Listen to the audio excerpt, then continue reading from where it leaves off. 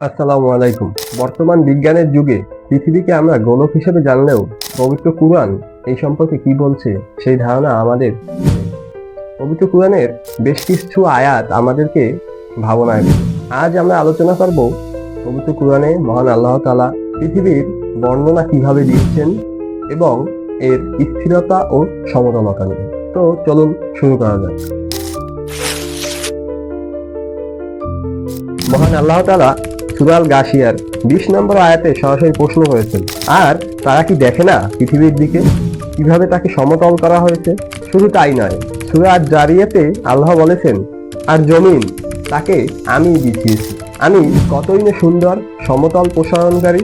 বন্ধুরা লক্ষ্য করুন, এখানে বারবার সমতলকারী বা সমতল করেছেন এবং প্রসারণকারী বা প্রসারণ করেছেন এই শব্দটা ব্যবহার করা হয়েছে। যেমন বাকারার 22 নম্বর আয়াতে বলা হয়েছে, আল্লাহ আমাদের জন্য জমিনকে বিছানা হিসাবে বানিয়েছেন।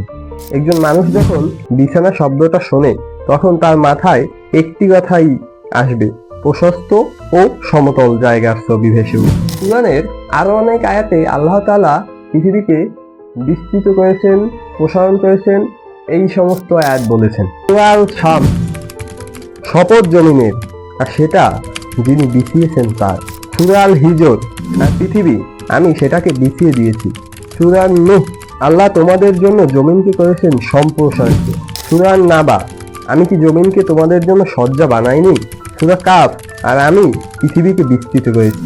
এই আয়াতগুলো থেকে বোঝা যায় যে মহান আল্লাহ তাআলা আমাদের জন্য পৃথিবীকে করেছেন সমতল, বিস্তৃত, এবং যাতে এটাই আমাদের জন্য আন্দোলিত না হয় সে তার জন্য পাহাড় স্বরূপ পেরেক মেরে দিয়েছেন এবং আমাদের চলাচলের জন্য করেছেন প্রশস্ত পথ।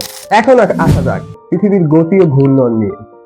ভণ্ড প্রতারক নাসা বলছে পৃথিবী নাকি বন করে ঘুরছে, কিন্তু চলুন দেখা যাক কুরআন কি বলছে এখানে। সূরা ফাতিরের 41 নম্বর আয়াতে আল্লাহ তাআলা অত্যন্ত স্পষ্ট ভাবে বলেছেন, আল্লাহই আকাশ ও পৃথিবীকে স্থির রাখেন যাতে ও দুটো টলে না যায়। ও দুটো যদি টলে যায় তাহলে তিনি ছাড়া কে ও দুটোকে স্থির রাখবে? তিনি পরম সহিষ্ণু, পরম ক্ষমাশীল। আল্লাহ আরো বলেছেন পৃথিবীকে কেন স্থির রাখা হয়েছে, যা কিনা এসেছে নাহালের 15 নম্বর আয়াতে। তিনি জমিনে সুদৃঢ় পর্বত সংস্থাপিত করেছেন যাতে জমিন তোমাদেরকে নিয়ে আন্দোলিত না হয়, আর সংস্থাপিত করেছেন নদী, নির্ঝরিণী আর পথ, যাতে পথের সন্ধান পেতে পারে। একই কথা সূরা আম্বিয়ার 31 নম্বর আয়াতে বলেছে যে পাহাড় সৃষ্টি করেছেন যাতে পৃথিবী আমাদেরকে না নিয়ে আন্দোলিত না করে।